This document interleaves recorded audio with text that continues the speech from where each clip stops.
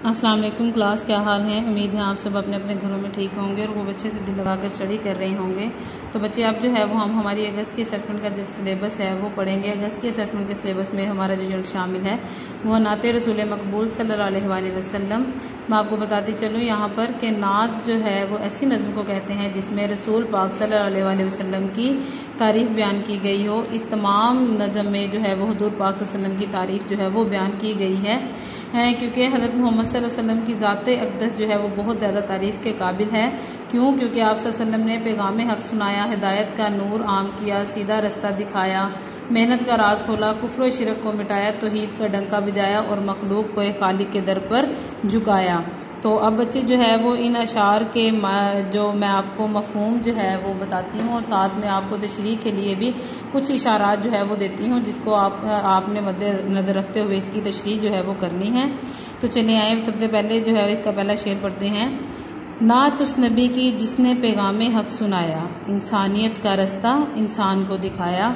कि शायर इस शेर में क्या बयान कर रहा है कि नबी पाक सल्लल्लाहु अलैहि वसल्लम की ज़ाते अक़दस की तारीफ़ जो है वो करनी चाहिए, जिनकी बदौलत इंसान को फ़लाह और कामयाबी का रास्ता मिला।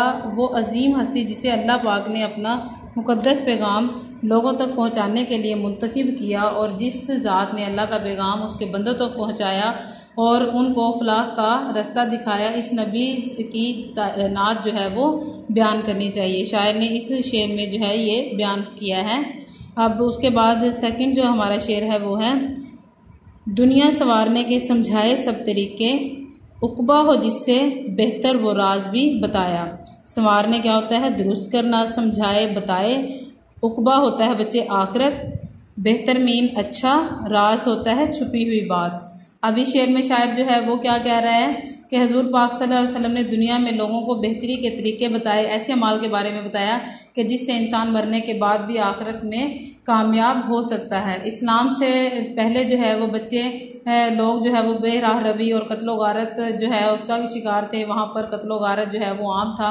कबाइल के दरमियान जो है वो होने वाली लड़ाइयाँ जो हैं वो बरसों तक चलती रहती थी। आप सल्लल्लाहु अलैहि वसल्लम ने दुनिया में लोगों को अमन सुकून से ज़िंदगी गुजारने के तरीके बताए। अब ये इस शेर में शायर ने ये बयान किया है। उसके बाद नेक्स्ट हमारा शेर है, नूर उसका सबसे पहले पैदा किया खुदा ने, बज़्म जहाँ में लेकिन आखिर में सबसे आया। देखें यहाँ पर शायर ने जो है वो क्या बयान किया है। सबसे पहले वो क्या कह रहे हैं, बज़्म जहाँ होता है दुनिया की महफिल, आखिर होता है सबके बाद में आने वाला।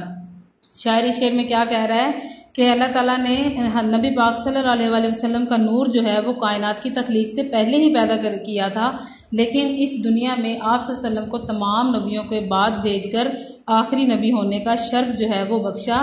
इससे मुतालिक जो है इल्लामा इकबाल रहमतुल्लाह अलैह ने भी जो है वो इसी बात की तरफ इशारा करते हुए एक शेर जो है वो इस तरह बयान किया, निगाह इश्क़ो मस्ती में वही अव्वल वही आखिर, वही कुरआन वही फुरकान वही यासीन वही ताहा।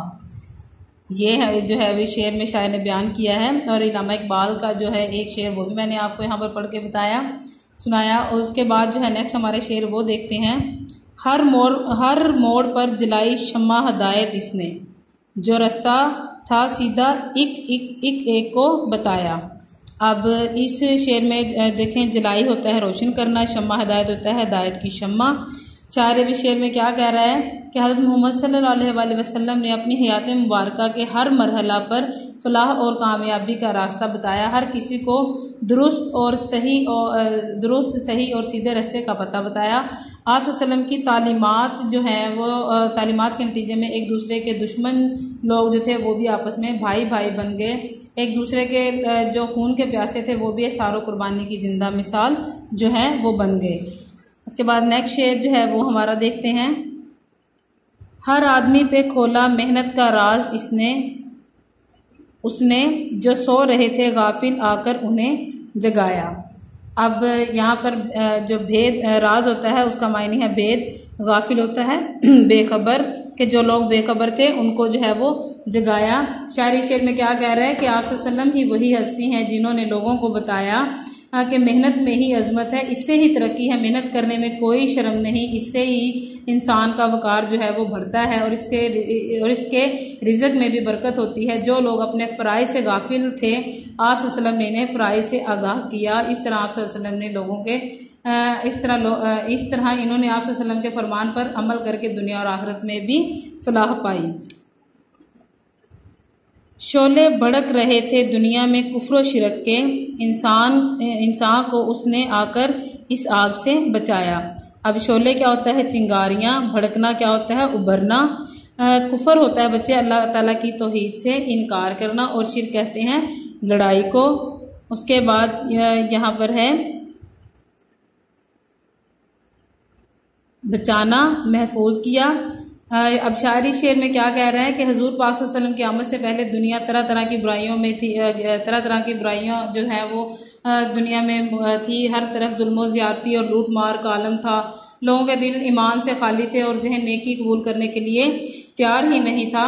जानवरों को पहले पानी पिलाने पर होने वाले झगड़े जो है वो सदियों तक जो है वो होते थे। आप सल्लल्लाहु अलैहि वसल्लम की तशरीफ़ आवरी से कुफ्र और शिरक का खात्मा जो है वो हो गया। आप सल्लल्लाहु अलैहि वसल्लम ने सीधा रास्ता बताकर इंसान को दोज़ख की आग से जो है वो बचा लिया। उसके बाद नेक्स्ट हमारा है फैली जहाँ में हर सू तौहीद की शुआएं, मशरिक भी जगमगाया मगरिब भी जगमगाया।